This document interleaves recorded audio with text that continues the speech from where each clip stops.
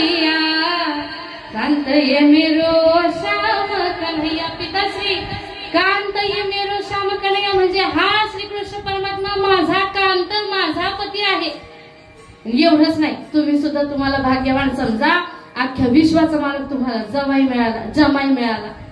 भाग्य बडो है तेरो पिताजी, भाग्य बडो है तेरो पिताजी, दुनिया का मालिक जमाई मिलैया कांत ये मेरो श्याम कन्हैया कांत ये मेरो श्याम कन्हैया. असं उत्तर ऐकल्यानंतर मात्र राजाला संत मीराबाईला म्हणावं, अगं मिरे, तू त्याला पती मानतेस, तू म्हणतेस, तू सांगतेस म्हणून मीही त्याला माझा जावई मानतो, पण त्यानं तुला पत्नी मानलाय का असा प्रश्न विचारला. मात्र सहजपणे संत मीराबाई म्हणले, हो म्हणले, मी त्याची पत्नीच आहे, त्यानं मला पत्नी मानलाय. अगं पण हे सिद्ध करून दे. कसं सिद्ध करावं, काय सिद्ध करावं म्हणजे मग आपल्या पित्याला पटेल, आपल्या वडिलांना, आपल्या बापाला लक्षात येईल, आपल्या बापाचा विश्वास बसेल. म्हणून काय करावं, संत मीराबाई अगदी विचारात पडला.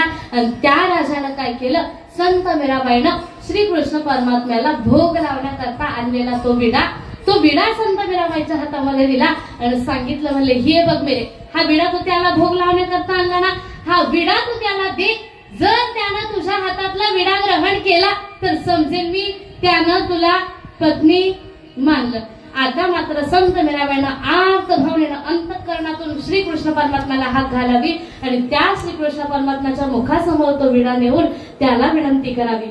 लिओ मोरे बिडिया मुकुंदा हरी, लिओ मोरे बिडिया मुकुंदा हरी, मुकुंदा हरी मेरो श्याम मुरारी, मुकुंदा हरी मेरो श्याम मुरारी, मुकुंदा हरी मेरो श्याम मुरारी, मुकुंदा हरी मेरो श्याम मुरारी, लिओ मोरे बिडिया मुकुंदा हरी.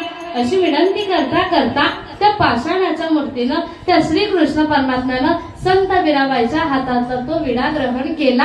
काहीतरी आश्चर्यचकित घडलं, काहीतरी विशेष घडलं. म्हणून सगळे ते संन्यासी बाहेर उभे होते ना, ते सगळे जमा होऊन आले मंदिरामध्ये आणि संत मीराबाईला प्रश्न विचारतायत, अगं मिरे, कितीतरी जपी तपी योगी वर्षानुवर्ष अगदी याची साधना करतात, तपस्या करतात, नामस्मरण करतात, त्यांना ज्याची झलक सुद्धा पाहायला मिळत नाही, तो श्रीकृष्ण परमात्मा, त्याला तू तुझ्या अधीन करून घेतलं, हे कशानं बरं शक्य झालं?